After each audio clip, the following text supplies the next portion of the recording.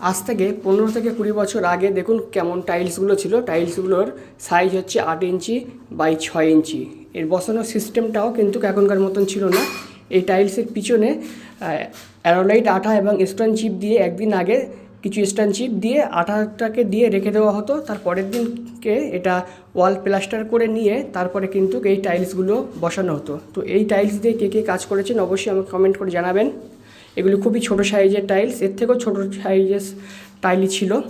তারপরে 8/6-এর পরে 8/12, দেখুন এই যে 8/12 টাইলস, এই টাইলসেরও কাজ হতো। তো এখন এই ধরনের টাইলস সম্পূর্ণ বন্ধ হয়ে গেছে, এখন সব বড় বড় টাইলই পাওয়া যাচ্ছে।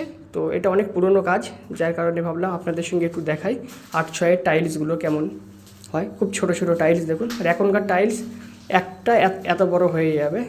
তো এই ধরনের ভিডিও পাওয়ার জন্য চ্যানেলটা অবশ্যই কিন্তু সাবস্ক্রাইব করে রাখবেন।